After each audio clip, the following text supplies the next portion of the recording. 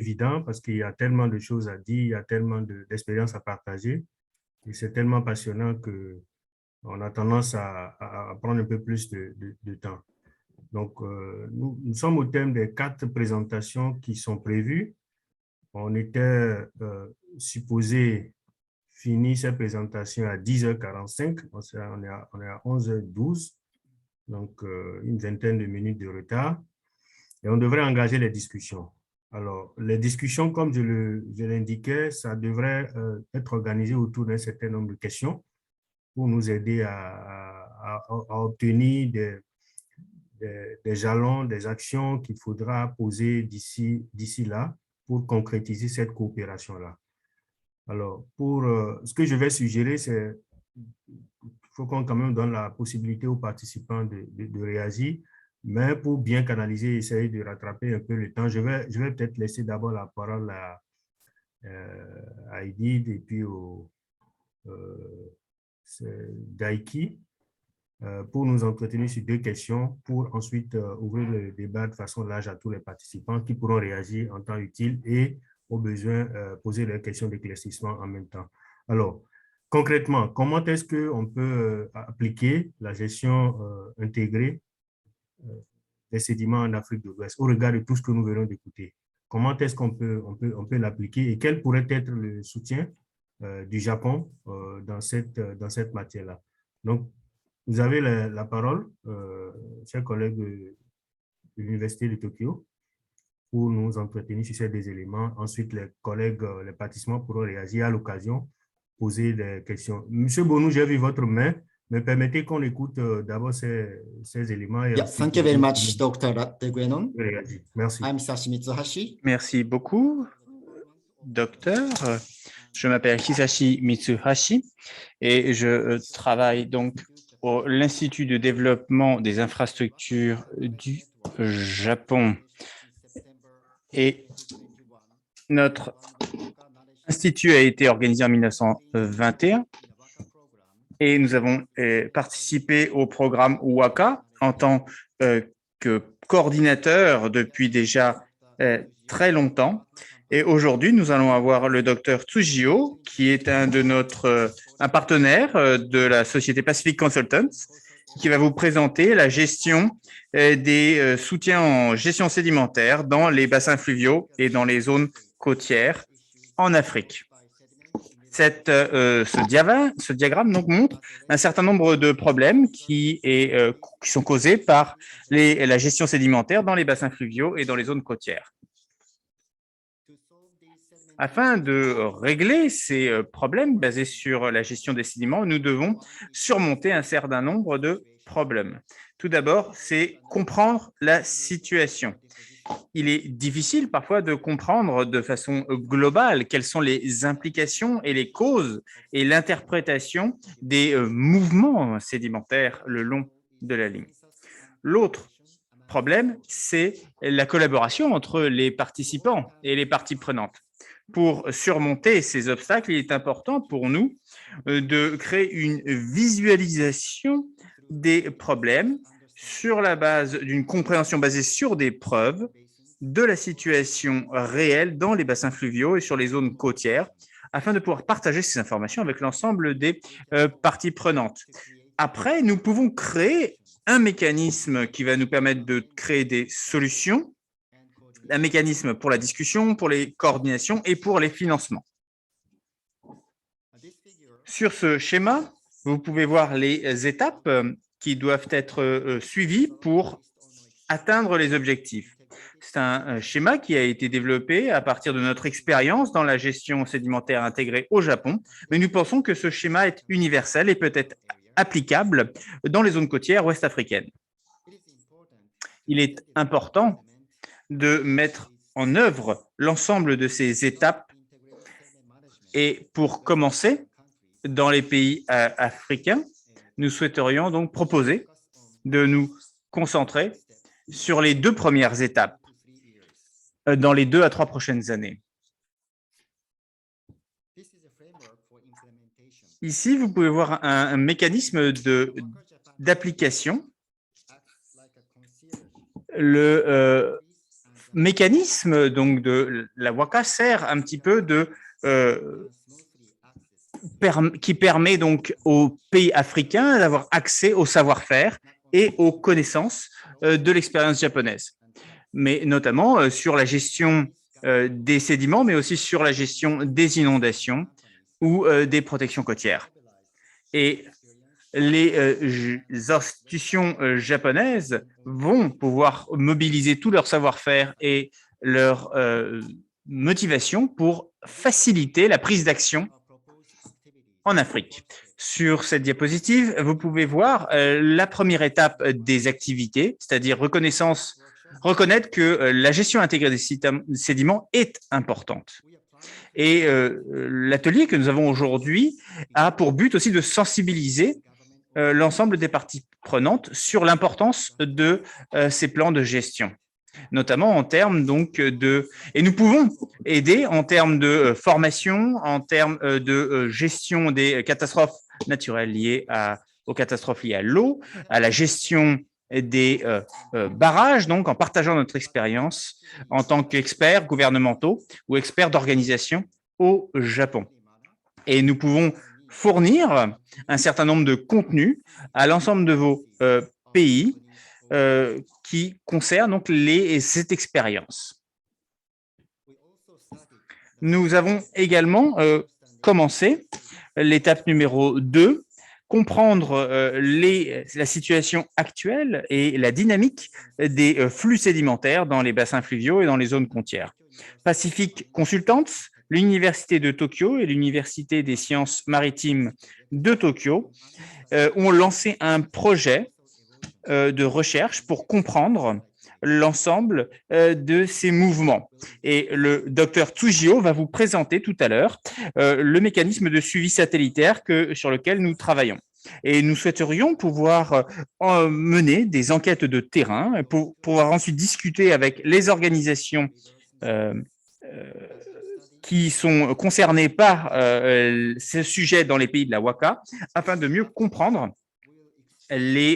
la situation actuelle dans les bassins fluviaux et dans les côtes et voir comment il serait possible d'appliquer des études de faisabilité ou d'appliquer les technologies que nous avons développées. Afin de mettre en œuvre ces actions, nous avons signé un accord avec l'ASECOR le 9 mai. Et en concluant cet accord, nous avons reçu déjà une grande coopération du professeur Areto de l'ASECOR, M. Anwar, M. Tachi aussi de la Banque mondiale et M. Price de IUCN. Tous ces gens nous ont fortement aidés dans la création de cet accord. Et dans le cadre de cet accord, nous travaillons avec l'ASECOR pour fournir aux pays ouest-africains des soutiens et des solutions techniques. Nous fournirons également un soutien en renforcement des capacités en Afrique de l'Ouest sur un certain nombre de sujets, contrôle de l'érosion côtière, gestion sédimentaire et gestion des inondations. Et maintenant, je vais demander au professeur Tsujio de vous présenter le système satellitaire qui nous permet de contrôler et de suivre l'ensemble des évolutions sédimentaires. Bonjour, je m'appelle Daiki Tsujio, je travaille pour Pacific Consultants et je vais vous présenter le contenu de nos recherches. Eh bien, notre recherche consiste à comprendre les évolutions des lignes côtières en Afrique de l'Ouest en utilisant des images satellitaires intégrant la bande X. Et c'est une technologie qui a été commercialisée depuis quelques années et qui nous permet donc de faire des suivis, de mettre en place un certain nombre de contre-mesures sur les zones observées à travers la bande X. C'est ça les caractéristiques de cette technologie. Vous pouvez voir ici un exemple dans ce tableau des différents types de résolution des images satellitaires disponibles sur le marché, qui commence à 30 mètres et nous, avec la bande X, on peut arriver jusqu'à 1 mètre. Vous avez le système Sentinel qui vous permet 20 mètres, qui est utilisé par exemple au Ghana, au Nigeria, le système Halos 2, 10 mètres, et la bande X donc vous permet une résolution de 1 mètre. Et cette résolution de 1 mètre est très précise et beaucoup plus précise que l'ensemble, en tout cas, des autres équipements satellitaires disponibles sur le marché. Et cela nous permet donc de mieux comprendre les évolutions de la zone côtière,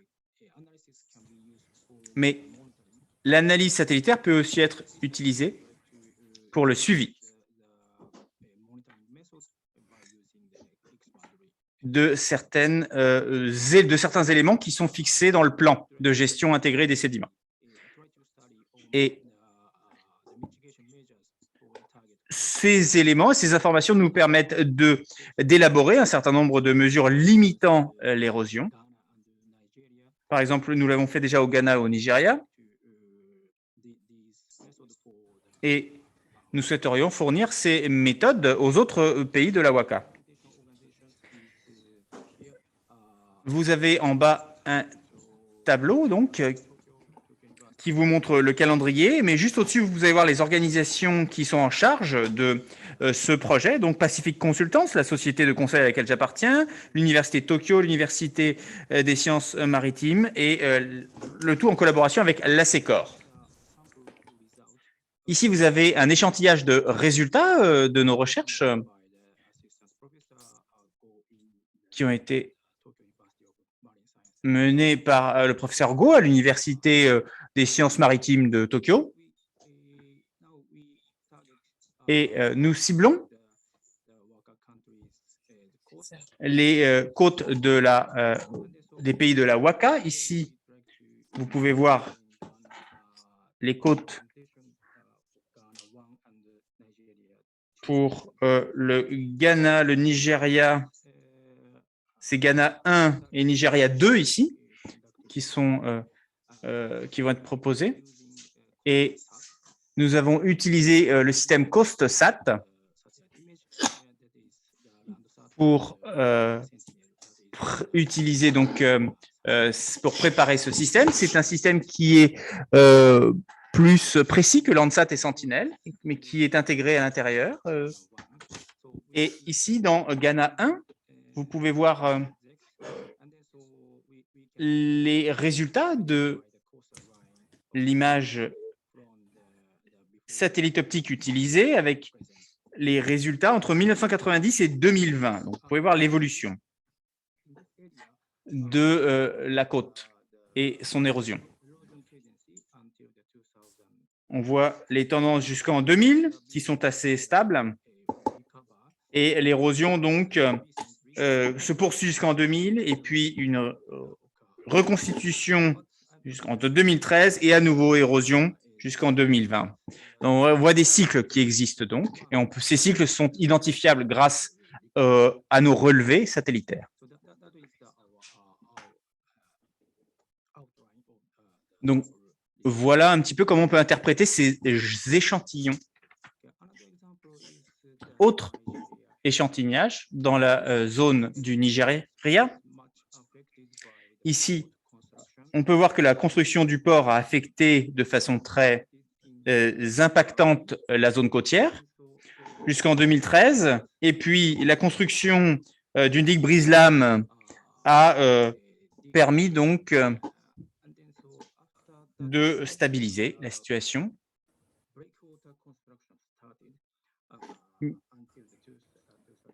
Jusqu'en 2018.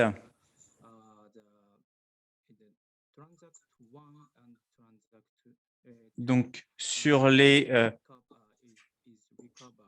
zones 1 et 2, on peut voir qu'il y a une reconstitution de la zone grâce au brise-lames.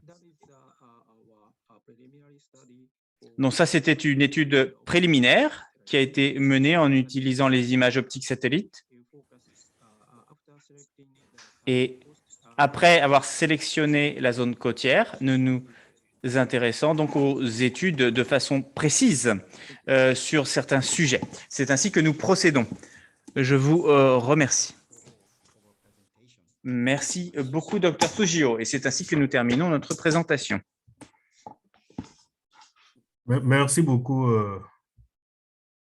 pour ces éléments, je pense qu'ils donnent déjà des pistes hein, de collaboration et surtout l'accord avec le Centre d'excellence d'Accra qui vraiment constitue un pivot dans la mise en œuvre de ce programme de renforcement sur les 3 prochaines années qui doit permettre d'orienter un certain nombre d'expertises, de mieux comprendre d'abord le phénomène au niveau ouest africain et d'orienter un certain nombre d'expertises vers la région pour nous aider à trouver les meilleures solutions qui soient pour aider. Alors, je vais sans plus tarder donner la parole aux collègues qui ont levé la main, qui pourront réagir aussi bien sur ces esquisses que vous venez de présenter que sur d'autres préoccupations s'ils ont par rapport aux 4 communications que nous avons suivies le matin.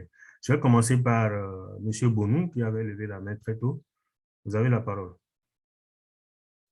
Merci beaucoup, M. Deguenon. Moi, on m'appelle Frédéric Bonou. Je suis enseignant, chercheur associé donc, à l'Institut de recherche halieutique et océanologique du Bénin. Je voudrais d'abord parler un peu de ce que nous faisons au Bénin dans le cadre donc, des changements climatiques et pour le suivi donc, des érosions côtières au Bénin.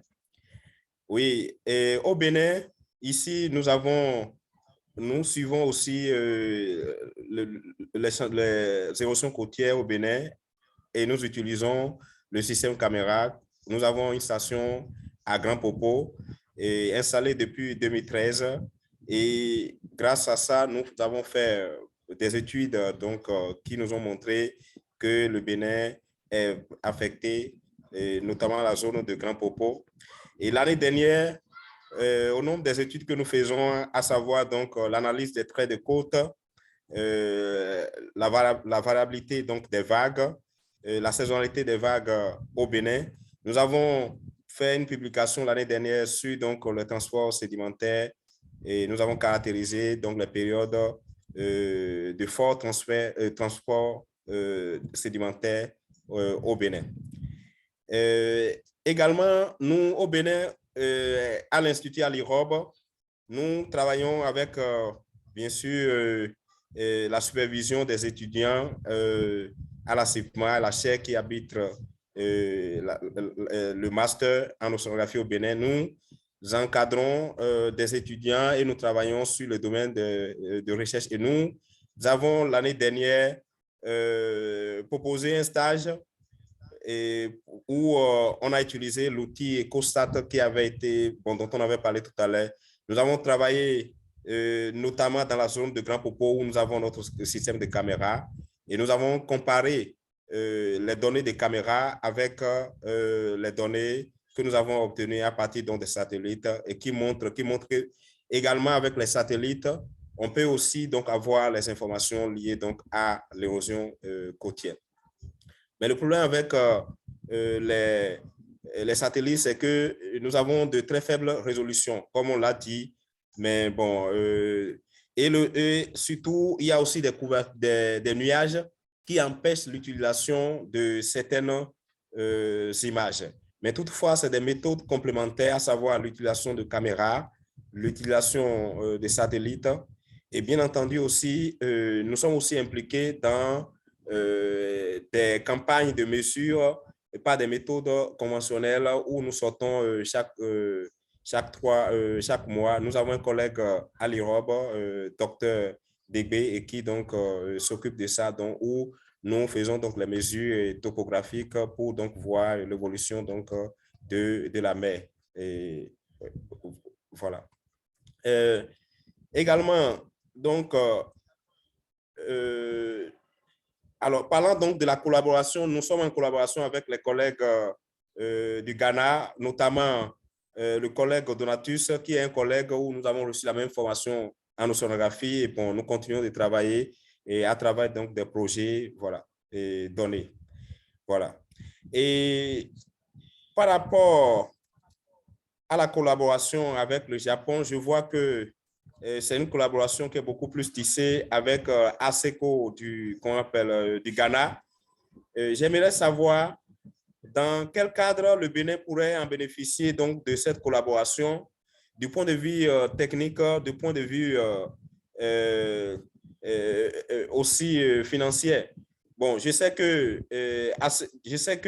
ASECO bénéficie donc du financement de la Banque mondiale. Et la Banque mondiale ne traite pas souvent avec les instituts ou des universités, mais c'est plutôt avec l'État. J'ai une petite confusion de savoir, est-ce que cette collaboration qui a débuté avec le Japon, c'est toujours dans le cadre de la Banque mondiale ou bien c'est possible que le Japon puisse traiter avec, en tout cas, les chercheurs et les instituts, les universités donc, de chaque pays, et notamment le Bénin, bien sûr, donc, est vraiment intéressé donc, à cette collaboration avec ce qui a été présenté par les collègues japonais à travers les différentes méthodologies de recherche et donc de la gestion donc, intégrée des sédiments. Voilà. Donc, nous, on est tellement intéressés par rapport à ça. Et comme je vous ai dit, nous avons publié un travail l'année dernière sur les transports sédimentaires. Donc, voilà donc ma contribution. Merci. Merci beaucoup, M. Bonou, pour votre contribution. Et nous savons que, aussi bien au Bénin que dans tous les pays, il y a des choses qui se font, hein, avec des limites, bien sûr, mais il y a des choses qui se font. Et merci d'avoir partagé un peu l'expérience du Bénin sur ces éléments avec nous. Mais je voudrais demander aux autres collègues qui vont intervenir, même s'il faut quand même évoquer ce qui se fait dans les pays, d'essayer d'aller un peu plus vite. Et puis de surtout ressortir en termes de préoccupation ce qui pourrait orienter davantage l'action que nous voulons faire. Parce que nous avons écouté les communications, on est tous d'accord, unanimes, sur la problématique, mais il faut qu'on aille de l'avant. Pour aller de l'avant, s'il y a des préoccupations spécifiques, je voudrais que les collègues mettent ça en avant, comme vous venez de le faire, en termes de collaboration avec ASECO et aussi mieux comprendre cette relation avec la Banque mondiale. Alors, OK, merci beaucoup. C'est parce que je n'ai pas vu l'intervention du Bénin que, bon, en tout cas, j'ai voulu intervenir. Merci beaucoup. Tout à fait. Non, ouais. Non, c'est très bien. On regrette que ce soit en virtuel parce que on aurait pu le faire en présentiel et là, on donnerait le temps à beaucoup d'intervenir et de partager des expériences, mais il fallait aussi jouer avec le temps. Donc, on a essayé de prendre quelques échantillons de présentation pour donner une vue de la situation au niveau de l'Afrique de l'Ouest. En tout cas, merci beaucoup pour votre contribution de qualité. Et ce que je pourrais dire, mais après, les collègues de la Banque mondiale et du Japon pourront revenir dessus. Alors, comme on l'a dit dans les propos introductifs, dans le cas de WACA, du programme WACA, il y a la plateforme, il y a le projet. Et la plateforme travaille sur 3 piliers, la connaissance, le financement et le dialogue. Et donc, dans le cas du pilier connaissance, il y a des relations que nous essayons de tisser avec les partenaires à travers le monde qui ont des expériences, des connaissances qu'ils pourront partager avec la région. Et c'est dans ce cadre que la collaboration avec le Hub du Japon est établie. La plateforme est gérée par la Banque mondiale, donc la collaboration est établie. Mais ce qu'il faut indiquer aussi, dans le cadre toujours du pilier connaissance, il y a eu des appels pour reconnaître des centres d'excellence au niveau régional. Et c'est là que l'Université de Cape Coast a été choisie en relation avec la Banque mondiale pour avoir un financement de la Banque mondiale pour développer les capacités comme centre d'excellence sur ces questions-là au niveau régional. Donc, il y a cette collaboration avec la Banque mondiale. Mais il y a également l'opportunité de travailler avec le Japon que nous essayons de construire actuellement, mais je ne préjuge pas de ce que les collègues de la Banque mondiale du Japon pourront vous apporter comme élément de réponse supplémentaire sur ces aspects-là. Alors, ce que je suggère, c'est qu'on fasse le tour de tous ceux qui ont levé la main. Ensuite, on y reviendra pour les questions. J'ai voulu réagir dessus parce que ça peut revenir sur les autres préoccupations. Alors, merci. Moussa, vous avez la parole. Moussa Sall.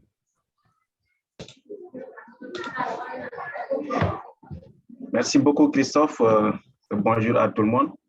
Je voulais d'abord rapidement remercier tous les présentateurs pour la qualité de présentation. Et puis, revenir aussi sur l'importance de la thématique, ces questions de transit sédimentaire qui jouent un rôle important dans les régions côtières.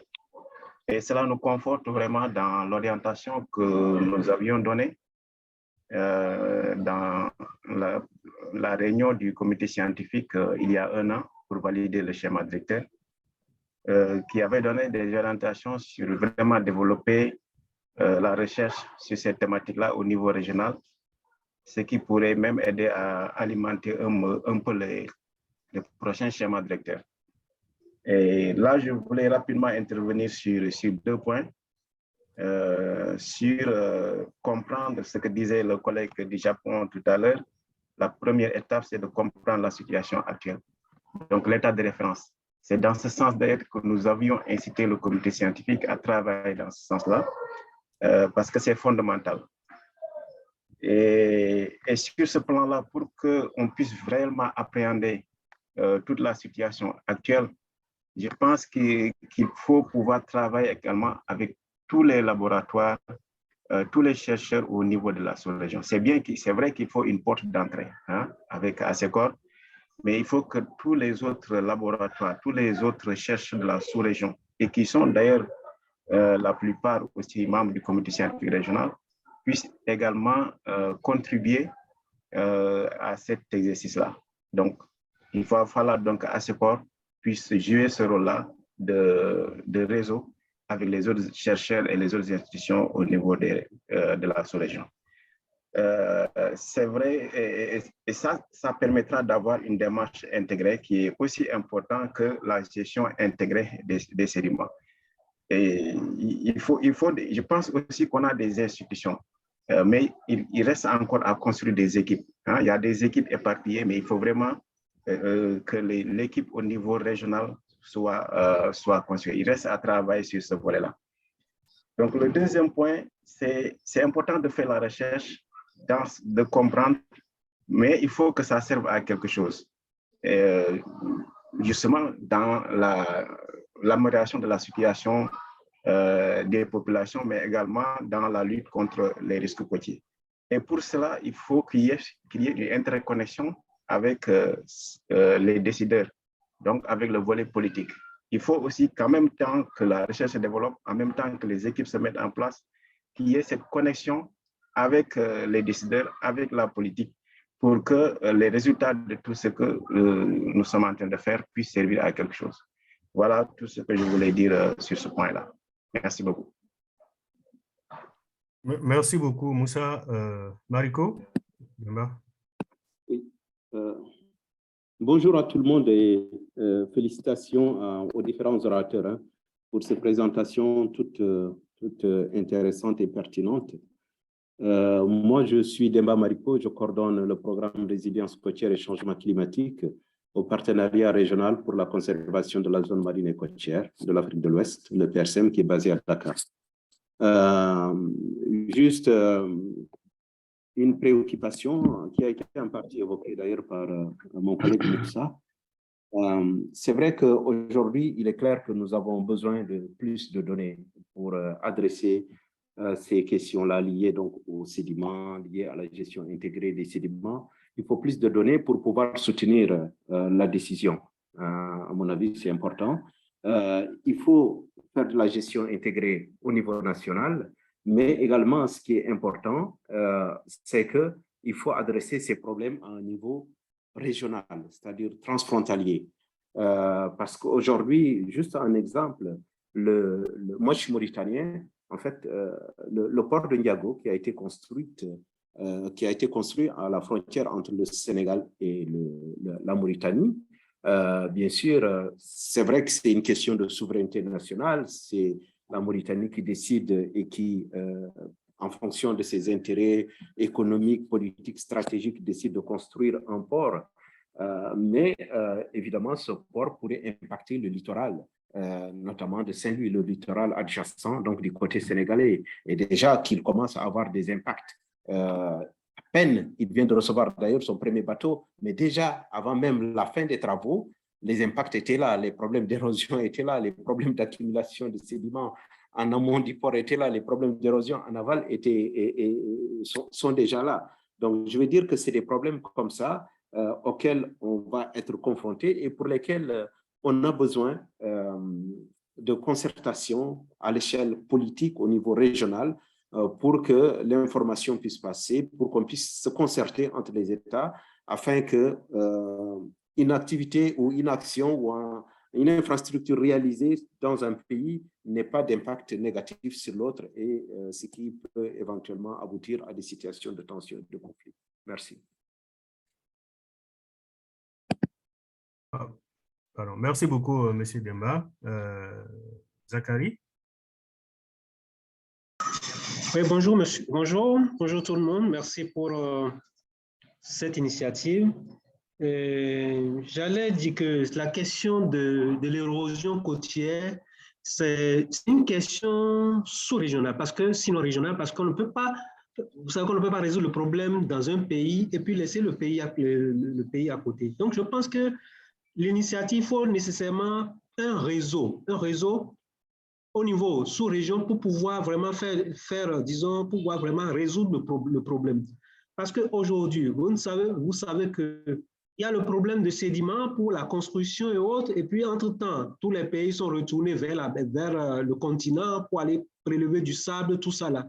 Mais aujourd'hui, on risque de retourner encore en mer pour aller prélever du sable parce qu'il y a une instabilité au niveau de nos continents. Et ça fait que l'habitat a un problème aujourd'hui. Donc, je pense qu'on risque de retourner vers la mer. Donc, il faut que cette question de sédiments, d'érosion côtière, que ce soit un problème vraiment récurrent, que ce soit un problème qui doit être résolu au plan, parce qu'il y avait des initiatives au niveau de l'âge marine écosystème qui avaient des approches pour pouvoir vraiment résoudre le problème. Je pense qu'il faut que nous essayions de capitaliser ce qui avait été fait pour pouvoir évoluer.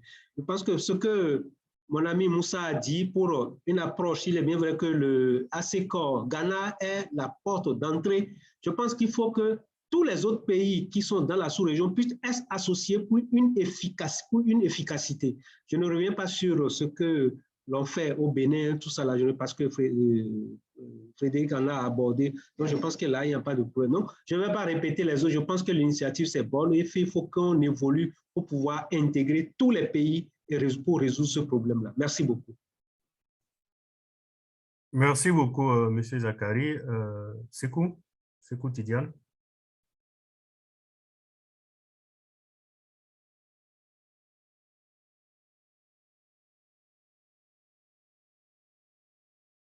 Sekou Tidiane, si vous parlez, on ne vous entend pas, votre micro est fermé.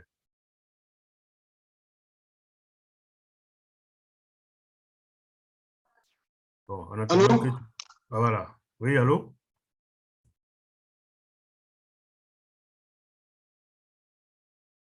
Allô, votre micro est fermé.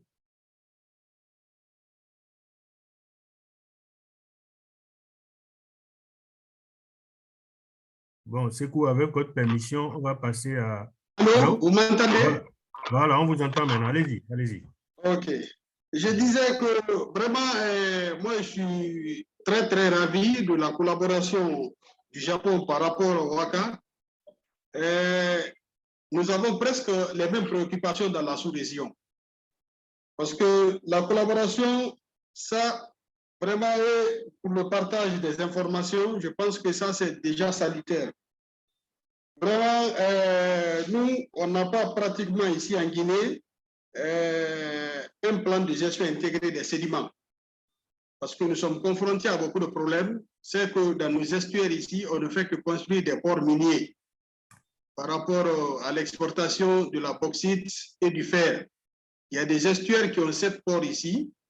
Et pour la construction de ces ports-là, malgré que ce n'est pas fini, nous sommes en train de subir maintenant là une forte érosion et la sédimentation dans nos estuaires.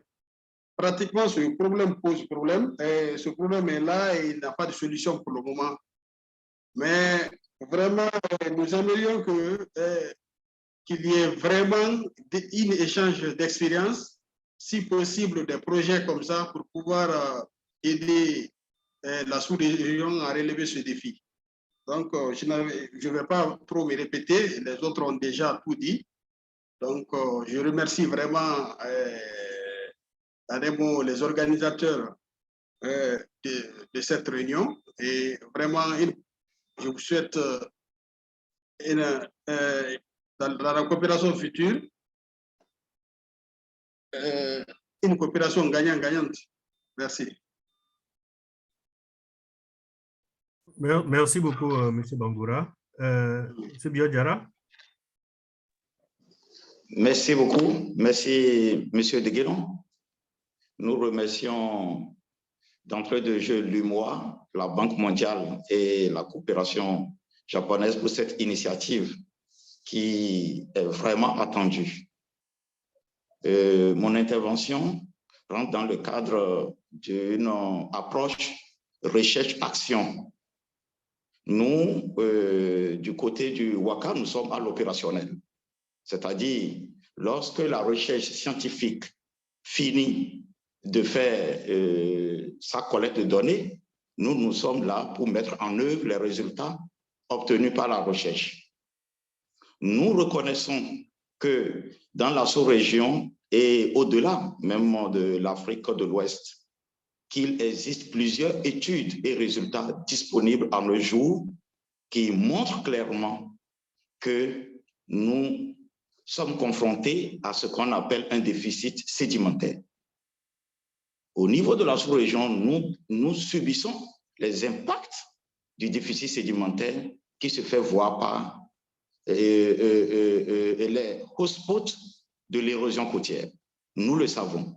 Nous avons des résultats. Les chercheurs de l'université, que ce soit de l'INROB, de la Côte d'Ivoire, du Ghana, de la sous-région, des 11 pays de la MOLOA, présentent régulièrement le bilan annuel des différentes manifestations de l'érosion au niveau de la sous-région. Nous avons ces résultats. L'ensemble de ces résultats nous a conduit à mettre en place un programme qui est le programme WACA, qui a pris en compte 6 pays qui, dans sa mise en œuvre, réalisera un certain nombre d'interventions en tenant compte de l'approche visée, de l'approche de régionalité. Et cette approche, nous l'avons aussi déjà étudiée. Cette approche, oui, en matière de durabilité, elle aura un impact positif. Mais un problème se pose. Tant que l'élément de base, qui est le sédiment, n'est pas mieux géré, c'est que toute initiative que nous allons mettre en place, que ce soit de façon concertée à travers le programme régional et autres programmes identiques au programme régional, qu'à travers les gouvernements dans la mise en place des infrastructures portuaires individuelles, tous ces impacts-là auront une durabilité réduite. La plus grande question qui se pose au niveau opérationnel est comment faire pour que, de façon générale, concertée et régionale, que nous ayons un plan commun de gestion des sédiments, que nous ayons une maintenance programmée des ouvrages que nous avons mis en place et que nous ayons une meilleure visibilité sur le transit des sédiments. Tenant compte des barrages qui sont mis en place, qu'on ne peut jamais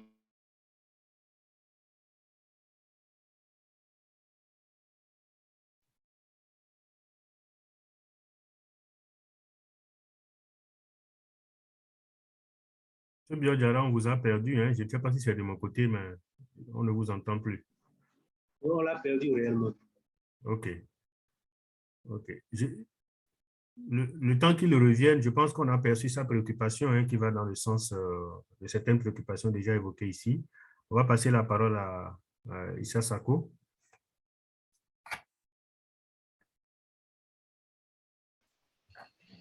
Oui, bonjour. Bonjour. Vous m'entendez? On vous entend, on vous entend. D'accord. Merci beaucoup, monsieur le modérateur. Je souhaiterais remercier également le directeur général du CSC qui est ici présent et l'ensemble des autres personnalités qui sont autour de ce panel, les présentateurs et également toutes les personnes présentes. Alors, je rejoins la préoccupation de mon collègue Dr Moussa Sall. Je pense que dans un esprit de justement d'intégration sous-régionale de la recherche et de ses résultats, ou bien des résultats de la recherche sur la gestion. Je pense que, je ne sais pas, l'interlocuteur de la Banque mondiale, est-ce que ça devrait uniquement être ESCOR? D'autant plus que la partie, si on regarde toute la côte ouest africaine, je pense qu'il y a une continuité régionale, je suis d'accord, mais je pense qu'il y a des disparités. Donc, par exemple, je donne un exemple qui est très simple. Le port de Ndiago dont parlait le collègue tout à l'heure, l'impact ne sera pas visible au Togo ni au Bénin. En tout cas, pas au bout de 5 ans, 6 ans, 7 ans. Mais au bout d'1 mois ou de 2 mois, ça peut se ressentir directement au Sénégal. Donc, ça veut dire quoi? Ça veut dire que la partie nord, largement ouverte à l'Atlantique, a un fonctionnement relativement différent de la partie golfe de Guinée. Donc, l'impact que peut avoir le port de Lomé, ça va affecter directement la partie sud, Ghana, etc., mais n'affectera peut-être pas le Sénégal. Donc, vous voyez ce que je veux dire? Donc cette partie nord, nous devons avoir une approche également qui est régionale, je suis d'accord, mais subdiviser cette partie régionale en 2 grands secteurs. Voilà. Et donc, ce qui fait que on peut observer les mêmes choses, on peut observer les processus sont identiques, mais il y a des disparités, en tout cas au niveau plus ou moins local. Donc, je pense que la Banque mondiale, ou en tout cas les bailleurs, gagneraient à se rapprocher d'abord donc, du Centre de suivi écologique de Dakar, qui est l'organe qui peut fédérer, donc qui fédère donc les chercheurs de la sous-région à travers justement le nouveau concept l'Orloa, premier niveau. Deuxième niveau, il y a un comité scientifique régional. Donc, j'ai l'impression que la Banque mondiale ignore l'existence de ce comité scientifique. Et je pense que si nous voulons toujours continuer à travailler ensemble pour produire des résultats scientifiques qui pourraient aider à la décision, nous devrions avoir comme ligne de mire qu'il y a une diversité de chercheurs, il y a une diversité d'universités, et nous avons besoin de nous retrouver. Donc, ça, c'est la première chose. La deuxième chose que je voudrais dire, c'est qu'effectivement, il y a un déficit criard de connaissances sur les flux sédimentaires, en tout cas pour la partie nord dont je parlais tout à l'heure. Donc, si je prends l'exemple du fleuve Sénégal, les quelques données qui existent sur le flux sédimentaire, sur le transport, datent des années 80. Ça a été fait par l'Orston, ancien IRD. Donc, aujourd'hui, ni moi ni personne n'est capable de vous donner le flux sédimentaire au Sénégal, barrages qui sont mis en place, mais en période de lâcher des barrages, il y a des quantités gigantesques, astronomiques de sédiments qui transitent et qui vont à l'embouchure. Donc, il n'y a aucune station de mesure aujourd'hui qui permet de le faire. Ça permet de rebondir en disant que donc, nous avons cette expérience-là, parce que moi-même, le dernier postdoc que j'ai fait avant de rentrer, c'était l'évaluation des flux sédimentaires du Grand Rhône au niveau de Barcarin, juste au nord de Port-Saint-Louis, pour évaluer toutes les quantités de matière en suspension qui transitent par le Rhône et arrivent au delta du Rhône, à travers des technologies hydroacoustiques. Donc, une mesure toutes les 10 minutes avec des bateaux qui traversent. Donc, je pense qu'il y a de l'expérience comme ça, et on demande juste à ce que cela soit structuré, organisé, et que la Banque mondiale regarde un tout petit peu les autres institutions pour qu'on puisse être impliqué. Et à travers justement l'Orloa. Je plaide vraiment que ça soit porté par l'Orloa. Et c'est d'ailleurs cette raison qui fait que nous, au Sénégal, on a lancé le processus de mise en place de un institut interuniversitaire, Institut de l'eau et du littoral. Et je pense qu'il y aura même moyen de voir avec les collègues de la Mauritanie pour qu'elle ait effectivement cette approche entre le Sénégal, la Mauritanie jusqu'en Guinée. Parce que je pense que nous sommes dans le même segment. Je considère étant que nous sommes depuis la Mauritanie jusqu'en Guinée, nous sommes dans le même segment côtier. Et au-delà, nous avons d'autres processus qui peuvent être différents. Donc voilà ce que je voulais contribuer. Je vous remercie pour votre aimable attention. Merci beaucoup, Issa. Ken, je vais revenir à vous, mais permettez que je prenne d'abord les gens de Ouaka, Sénégal, avant de revenir à vous. Monsieur Diallo, Momo Diallo. Merci beaucoup, M. Dagono. D'abord, on remercie la Banque mondiale et les partenaires pour l'organisation de l'atelier. Et je pense que je vais embrayer sur la même voie que mes prédécesseurs, notamment le doyen Moussa Sall du CSE, pour dire que si on prend l'objectif, l'un des objectifs de l'atelier qui est de sensibiliser les organisations concernées sur la gestion intégrée des sédiments, donc c'est important de le faire, mais je pense qu'il est aussi primordial d'allier au-delà de cette sensibilisation, c'est-à-dire l'appropriation de nos pouvoirs politiques de cette question qui concerne les sédiments. Parce que ce qui se passe entre le Sénégal et la Mauritanie est un peu différent, par exemple, du cas entre le Togo et le Bénin, où les gens donc, sont autour d'une table et parviennent aujourd'hui à trouver des réponses aux questions de gestion des sédiments entre les deux pays. Mais aujourd'hui, nous qui sommes des développeurs sur le terrain, c'est vrai que nous nous nourrissons des résultats de la recherche qui sortent de l'université ou bien des instituts de recherche. Mais il est important, au-delà de ces éléments de l'écosystème de gestion des sédiments, qu'on puisse aujourd'hui aller vers la sensibilisation davantage des pouvoirs politiques, qu'ils puissent prendre en compte dans leur tableau de bord de tout ce qui est en gestion des sédiments. Par exemple, au niveau de Saint-Louis, aujourd'hui, on est en train de sentir les conséquences de l'aménagement du port au niveau de Ndiago en Mauritanie. Donc, c'est quelque chose que nous voyons, nous, sur le terrain. Mais donc, il est important qu'on puisse aller vers une gestion, je dirais, partagée, donc intégrée, au-delà même des aspects techniques, académiques, mais qu'on puisse y intégrer les pouvoirs politiques, qu'ils puissent, autour d'une table, avec le lead des organisations telles que la Banque mondiale, qu'ils puissent parler d'une seule même voix et aller vers des solutions durables qui permettent aujourd'hui de pouvoir gérer nos côtes de façon pérenne. Donc, c'est ça que je voulais dire et aussi en remercier le modérateur. Merci beaucoup. Merci beaucoup, Mariam. Oui, merci beaucoup, Christophe. Alors, je me présente, moi c'est Mariam Soda Diallo, je suis coordonnatrice de programme au Centre de suivi écologique. Donc, je profite de l'occasion pour remercier les présentateurs. Alors, des présentations très importantes qui nous ont montré un peu l'importance que joue, le rôle que joue le cours d'eau, en fait, dans le transit sédimentaire. Nous avons vu le cas du Sénégal avec professeur Mbo. Nous avons également vu le cas du Ghana avec des cours d'eau, les grands cours d'eau, mais également les petits marigots côtiers qu'on oublie des fois, mais qui interviennent également dans l'engraissement des plages, même si c'est de manière un peu localisée. Cela veut dire quoi? Cela veut dire que pour lutter efficacement contre donc, ce déficit sédimentaire que nous avons au niveau des plages, il nous faut une approche bassin versant. Et l'expérience japonaise est là pour nous montrer que l'approche bassin versant est aujourd'hui l'approche qui donne les meilleurs résultats. Mais le Japon, c'est un pays, c'est un territoire unique.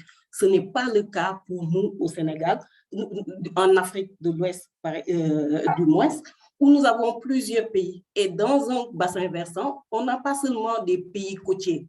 Il y a des pays qui sont également à l'intérieur des terres et qui participent également. Donc, dans cette approche régionale que nous voulons, il faut également que nous n'oublions pas ces pays qui sont à l'intérieur, donc, et qui participent également à ce bilan sédimentaire. Donc, c'est un peu ce que je voulais dire. Vraiment, Ouaka, c'est des pays côtiers, mais il faudrait également qu'on pense à intégrer ces pays qui sont à l'intérieur des terres parce que dans l'approche bassin versant, ils contribuent également au façonnage de nos plages. Merci beaucoup, Christophe. Merci beaucoup, Mariam, pour votre contribution. Ousmane, avant que Ken n'intervienne. Ok, merci, M. Degueno. J'ai suivi avec grand intérêt les différentes présentations que je salue au passage et mon intervention allait dans le sens de ce que Mariam vient d'introduire. C'est à travers les différentes présentations, les éléments partagés, on mesure l'importance des dynamiques continentales dans la gestion des sédiments. Et comme elle vient de le rappeler, l'approche bassin versant pourrait être utile. Et moi, j'allais dire, mon interpellation, c'est de voir dans quelle mesure on peut travailler au-delà d'impliquer les pays, étant entendu que dans en Afrique de l'Ouest, on a un certain nombre d'autorités de bassin qui travaillent dans cette question de gestion intégrée des ressources en eau par bassin versant. Comment on peut élargir la réflexion pour prendre en compte ces dynamiques qui sont actuellement fonctionnelles au niveau des bassins, des autorités de bassin, pour faire en sorte que d'élargir un peu les acteurs, d'élargir cette question de gestion des zones côtières et des sédiments à ce groupe d'acteurs, de sorte à pouvoir avoir une gestion holistique de la problématique et améliorer nos chances de réussite. Voilà un peu ce que je voulais dire à travers mon intervention. Merci beaucoup. Merci à tous pour... Merci. Ken, vous avez la parole.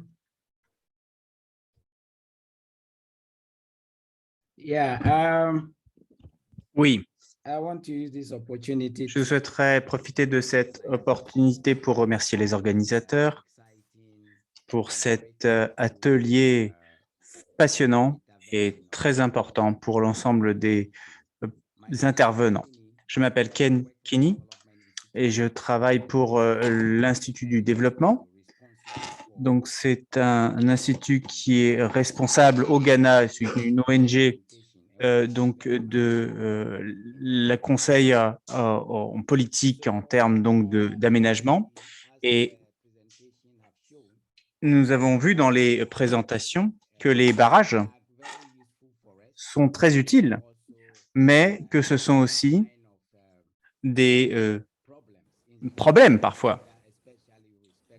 Et notamment lorsqu'on regarde la question de la gestion côtière.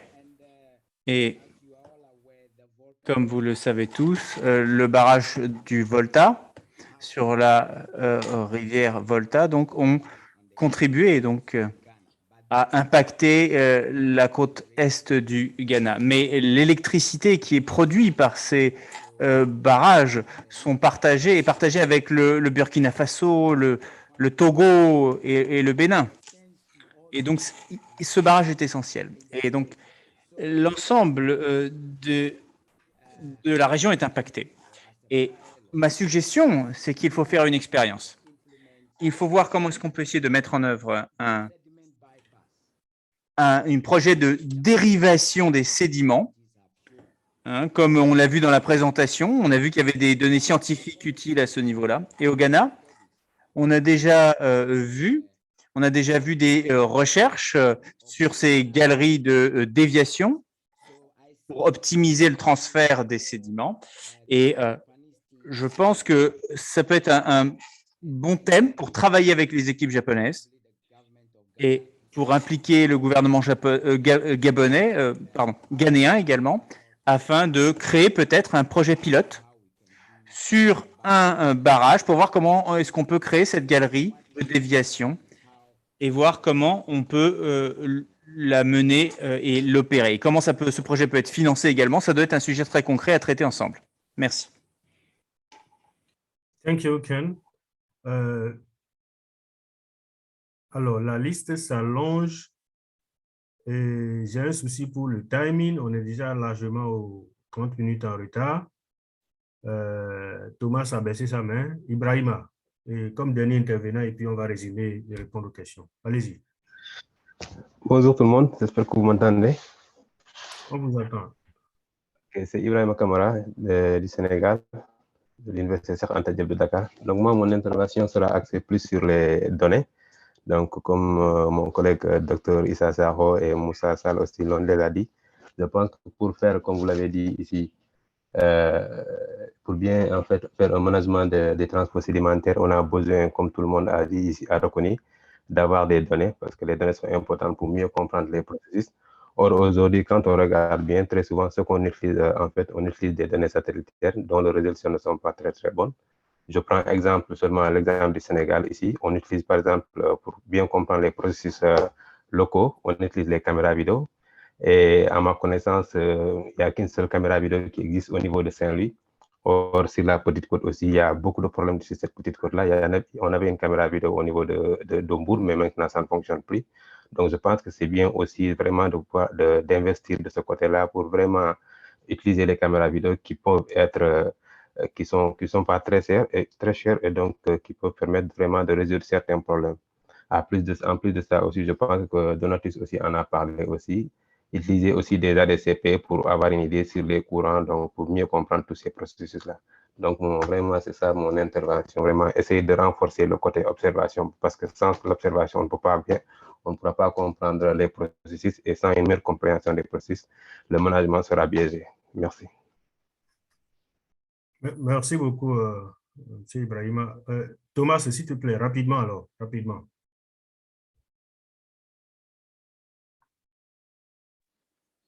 Merci beaucoup, Christophe. It's just a very quick point. I know Point très rapide. Je sais qu'on a parlé beaucoup des sédiments et de la gestion de ces sédiments, leur collecte notamment. Et le professeur Tajima a parlé notamment d'un point intéressant dans sa présentation, c'était l'impact de la gestion des sédiments sur la biodiversité régionale. Et la biodiversité, c'est un capital essentiel dans la gestion côtière. Et c'est évidemment très important en termes d'écosystème. Donc, je pense qu'il faut penser à cet angle-là également. Et il faut qu'on travaille au niveau national, mais aussi régional, comme il a été dit, à ce niveau-là. Merci. Merci beaucoup, Thomas. Alors, on va laisser la parole aux collègues de la Banque mondiale. Je pense que Sajid est toujours avec nous, et également du Japon pour répondre. Mais il y a eu beaucoup de commentaires, il y a eu beaucoup de questions, mais globalement, ces commentaires et questions se rejoignent sur beaucoup de points. Sur la question de savoir est-ce que la gestion intégrée des sédiments est importante, je pense que c'est affirmatif. Tout le monde répond que c'est important. Alors, c'est important, mais il faut revoir l'échelle. Parce que dans les interventions, l'essentiel des participants ont évoqué la nécessité de voir cette gestion dans une dimension régionale. Et donc, de ne pas se limiter simplement aux choses et voir comment on implique le plus largement possible le niveau régional. Le niveau régional, en termes de sensibilisation, en termes d'acteurs, donc d'implication de plus d'institutions, c'est vrai que ASECOR peut être le point d'entrée, mais il faut voir comment l'élargir beaucoup plus globalement. Également, en termes de sensibilisation des décideurs pour qu'ils soient fortement impliqués dans cette initiative. Les participants saluent également la coopération du Japon et l'initiative et voudraient comprendre comment est-ce qu'ils peuvent bénéficier au niveau des autres pays. Donc, vous pourrez peut-être répondre sur ça, comment ils peuvent bénéficier individuellement de ça et comment est-ce que les autres centres de recherche, les autres laboratoires pourraient être impliqués dans la mise en œuvre de ce qui est projeté. Et également, une question qui a été relevée, c'est comment est-ce qu'on arrive à un plan commun de gestion des sédiments au niveau régional et de maintenance des ouvrages.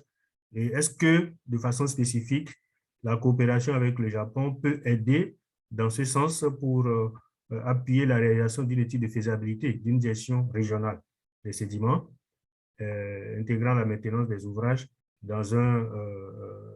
tenant compte donc des ouvrages existants et ainsi que la mobilisation de ressources. Donc, voilà les commentaires qui sont...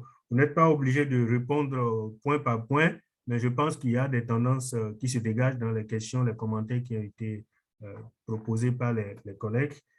Et dernière préoccupation que j'ai oubliée sur la prise en compte aussi des questions de biodiversité que Thomas venait d'évoquer tantôt. Alors, je vous laisse la parole, vous vous organisez comme vous pourrez, mais vraiment essayons de tenir en 10-15 minutes maximum pour clôturer la session. Donc, vous avez la parole, Isashi.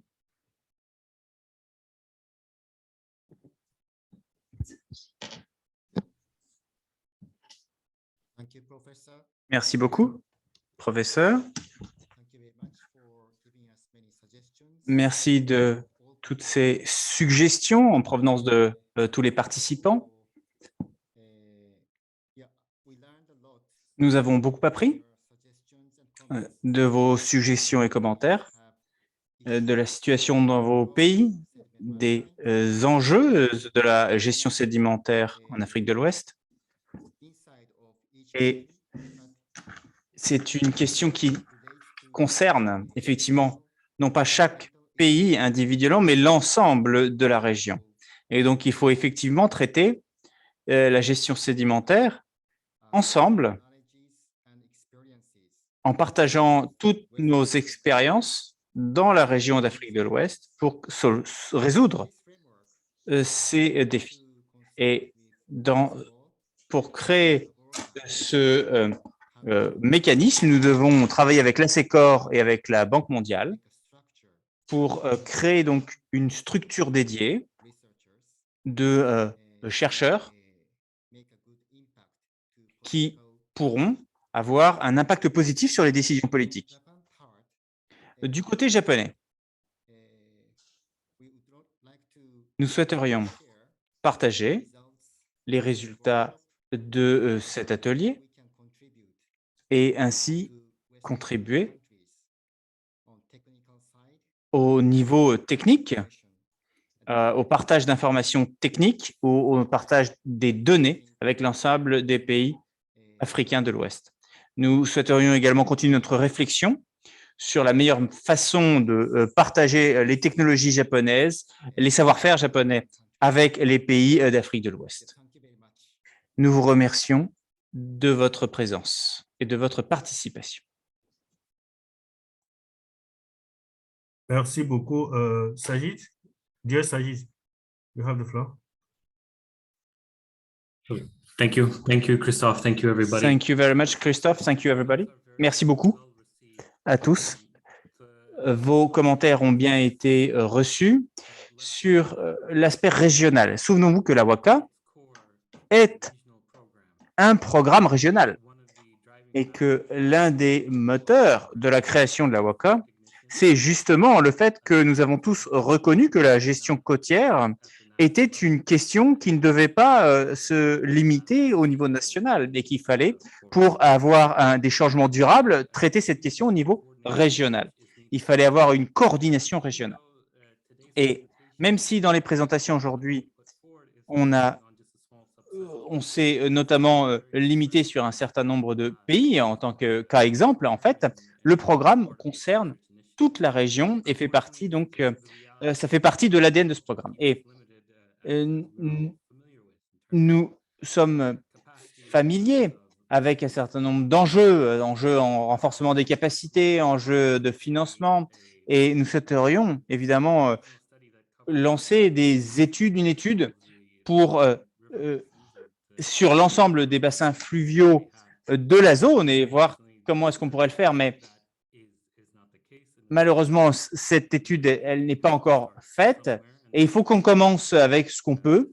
Et cet atelier aujourd'hui est une bonne étape pour commencer. Et il y a eu des défis qui ont été aussi évoqués avec la participation des parties prenantes. Et nous avons 4 ans pour le programme et je pense que cela permet donc d'intégrer le plus de parties prenantes possible et on ne réussira pas tout en une fois. C'est un projet de long terme. Il faut que aujourd'hui, nous avions eu 75 participants à cet atelier. Nous allons pouvoir ainsi diffuser les résultats de cet atelier. Et de la même façon, alors que ce programme se renforce, nous souhaiterions vraiment accroître l'implication des parties prenantes en termes de pays, mais aussi en termes de chercheurs, en termes d'universités, en termes d'expertise de la société civile. Et nous souhaiterions aussi que l'expertise japonaise puisse être accessible au plus grand nombre dans le cadre du programme WACA. Et ça, c'est vraiment un élément essentiel. Nous vous remercions pour vos commentaires. Nous les notons, mais n'oubliez pas que Notre atelier aujourd'hui n'est pas une fin en soi, c'est le début, la première pierre pour construire l'édifice. Et nous souhaiterions donc vraiment diffuser cette approche.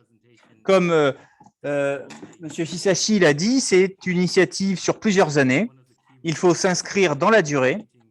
Nous sommes engagés avec le Ghana, avec le Nigeria aussi, et avec des projets.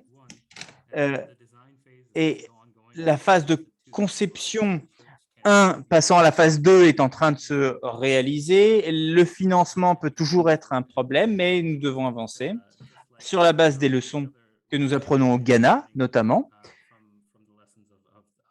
et donc de la première lancée des pays qui ont commencé à appliquer un certain nombre de mécanismes. Et donc, je souhaiterais vraiment à nouveau remercier l'ensemble des participants, ceux qui ont commenté, notamment ceux qui ont partagé leur vision, leurs expériences, pour que nous puissions créer cette initiative, poursuivre cette initiative en termes d'inclusion sur le long terme. Merci.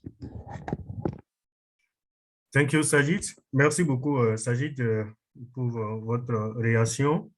Je pense qu'il y a une convergence de vues par rapport à l'opportunité, à l'importance de cette initiative. On est tous d'accord dessus. Et il y a eu chaque fois cet appel à plus d'inclusion et plus d'implication des acteurs. Vous avez répondu à ça en indiquant votre disponibilité à y travailler. Je pense que, comme vous l'avez dit, ce n'est qu'une première étape et d'autres acteurs vont se rejoindre à nous, d'autres entités vont venir, toujours pour accroître la disponibilité de l'expertise pour nous aider à régler ces problèmes-là. Alors, le mot de conclusion, selon le programme, doit être dit par le Centre d'excellence de Dakar, de l'Université de Cape Coast. Mais avant que ASECOR n'intervienne, je voudrais juste indiquer, rappeler à l'attention de tous que c'est vrai, c'est un programme régional, mais il y a, comme l'ont dit certains collègues, il y a des instruments qui existent déjà au niveau régional. Il y a eu cet appel à ce qu'on implique plus d'universités, plus d'institutions, mais il y a le centre, le comité scientifique régional qui est mis en place, qui couvre des institutions, c'est un réseau d'institutions au niveau des 12 pays qui sont impliqués.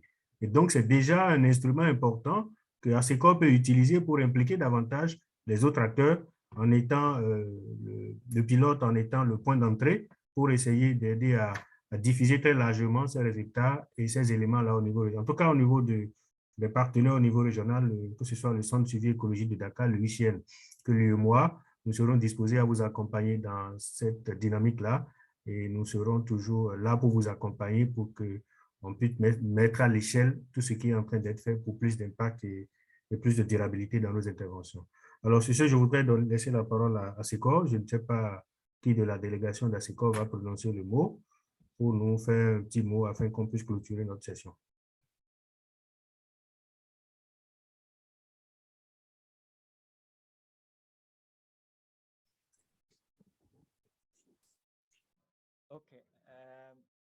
Parfait.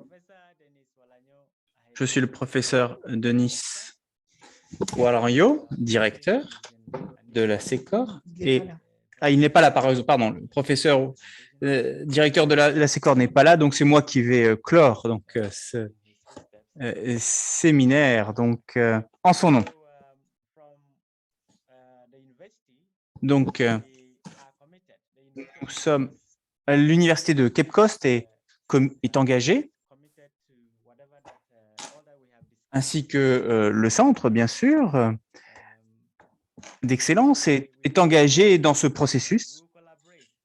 Nous allons collaborer. Nous avons déjà un accord qui a été réalisé, donc un protocole d'accord qui a été signé. Et donc, dans le but d'atteindre les buts communs que nous nous sommes fixés, et ASECOR sera heureux de prendre le lead sur ce programme et d'avancer au niveau régional. Nous devons vraiment travailler ensemble, travailler bien ensemble, afin d'atteindre les objectifs que nous nous sommes fixés. Donc, Au nom du directeur et au nom de la SECOR, je vous transmets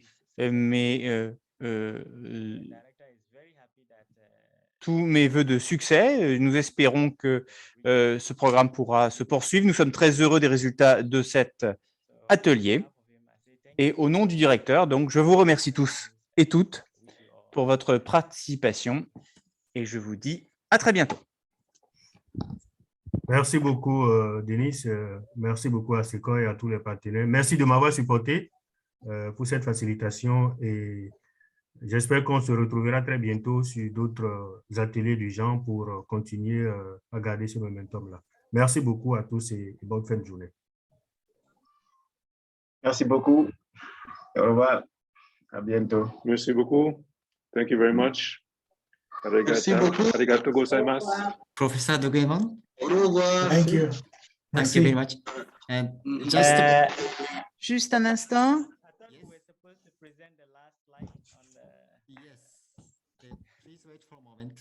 On devait terminer avec une dernière diapositive. Ah. D'accord.